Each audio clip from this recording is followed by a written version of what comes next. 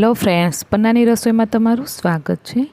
તો જ્યારે તમે ઉતાવળમાં હોવ અને 15થી 20 મિનિટમાં બને એવો નાસ્તો વિચારતા હો, સાથે સાથે તમે બાળકોને કે ટિફિનમાં આપવા માગતા હોય નાસ્તો, એ રીતનો વિચાર આવ્યો હોય તો તમે આ નાસ્તો બનાવી ચોક્કસથી ટ્રાય કરી શકો છો। તો ચાલો પછી આજનો નાસ્તો બનાવવાનું શરૂ કરીએ। અને આ નાસ્તો દહીં કે ચટણી સાથે સર્વ કરી શકાય। નાસ્તો બનાવવા માટે સૌથી પહેલાં આપણે થોડા લીલા ધાણા લેશું। લીલા દાણાને આ રીતે ચોપ કરી લેશું। ત્યાર પછી આપણે થોડા લીલા મરચાં લેશું અને લીલા મરચાંને પણ એ જ રીતે ચોપ કરી લેવાના છે। મતલબ કે ઘરમાં રહેલી જેટલી વસ્તુ હોય એટલી તમે લઈ શકો છો। અને આમાં છે ને સામાન્ય વસ્તુ લઈ આ નાસ્તો બનાવી શકાય છે। તો ચાલો, લીલા મરચાં પણ મેં સમારી તૈયાર કરી લીધા છે। તો હવે એક નાની સાઈઝની ડુંગળી સમારી લેશું। શાકભાજીમાં જેટલી શાકભાજી હોય અને તમને પસંદ હોય એટલી લઈ શકાય। તો ડુંગળીને પણ આપણે સમારી લીધી। હવે આપણે ટામેટાને સમારી લેશું। ટામેટાને અહીંયા છે ને પાણીવાળું અને બીજવાળું ભાગ કાઢી અને આપણે સમારી લેવાના। ત્યાર પછી શિમલા મરચું સમારી લેશું। શિમલા મરચાંની જગ્યાએ જો જાડું મરચું ઘરમાં પડ્યું હોય તો એ પણ વાપરી શકાય। અને બાળકો માટે બનાવતા હોય તો મરચાંને તમે સ્કીપ કરી શકો છો। અને ત્યાર પછી મેં 1 ઇંચ જેટલું આદું લીધું છે અને આદુને પણ આ રીતે ઝીણું ચોપ કરી લીધું છે। હવે જેટલા પણ શાકભાજી આપણે ચોપ કર્યા ને બધા જ શાકભાજી આપણે બાઉલમાં લઈ લેશું।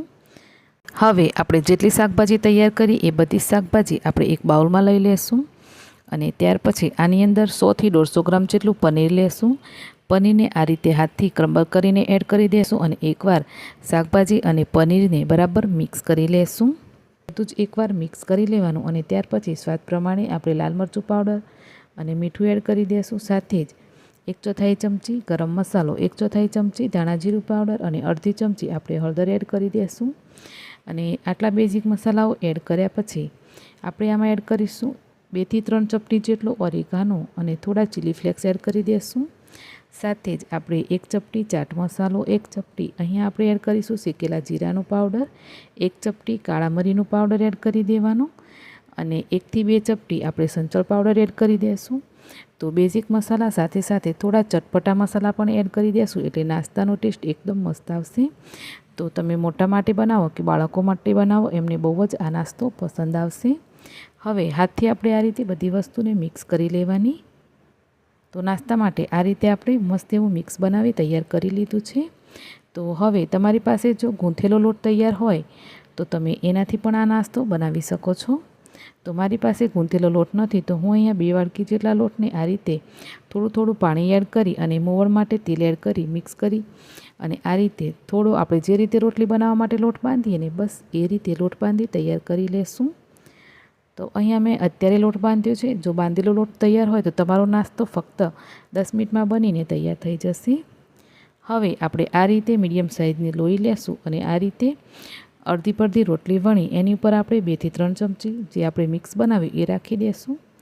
ત્યાર પછી થોડું આ રીતે ચીઝ હોય તો ચીઝ ગ્રેટ કરી શકાય છે। બાળકો માટે હોય તો તમે જે ક્યુબવાળું ચીઝ આવે છે એ એડ કરજો, બાળકોને બહુ પસંદ આવશે।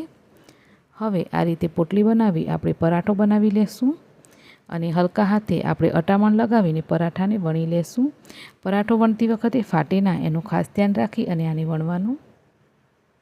તો આ રીતે આપણે મીડિયમ સાઇઝનું પરાઠો વણી લીધું છે અને આ જ રીતે આપણે બધા પરાઠા બનાવી લેશું। ત્યાર પછી આપણે મીડિયમ ફ્લેમ પર તવો ગરમ કરી અને પરાઠાઓને શેકી લેશું। તો પરાઠાને મેં અહીંયા તેલ સાથે શેક્યા છે, તમે ઘી કે બટર સાથે પણ શેકી શકો છો। અને આ જ રીતે આપણે બધા પરાઠા શેકી તૈયાર કરી લેશું। પરાઠાને થોડા દબાવી અને એક્સ્ટ્રા ક્રિસ્પી કરજો એટલે ખાવામાં બહુ મસ્ત લાગશે। અને હા, આ પરાઠાને ચા સાથે સર્વ કરી શકાય છે, ચટણી સાથે પણ સર્વ કરી શકાય અને દહીં સાથે આ પરાઠા ખાવામાં બહુ જ મસ્ત એવા લાગે છે। તો તમે સવારના નાસ્તા માટે પણ બનાવી શકો, બાળકોના લંચ બોક્સ માટે પણ બનાવી શકો છો અને ટિફિનમાં આપવા માટે પણ બનાવી શકો છો। તો છે ને એકદમ સિમ્પલ રેસીપી, મેં આને દહીં સાથે સર્વ કર્યું છે। તો તમારી ચોઈસ છે તમારે આને કોની સાથે સર્વ કરવું છે। તો એકદમ સિમ્પલ બધા આ પરાઠા તમને કેવા લાગ્યા મને કોમેન્ટ કરીને જરૂરથી જણાવજો દોસ્તો। રેસીપી પસંદ આવી હોય, ચેનલ ઉપર નવા હો તો ચેનલને જરૂર સબસ્ક્રાઈબ કરજો। તો ચાલો મળીશું એક નવી રેસીપી સાથે, આવજો।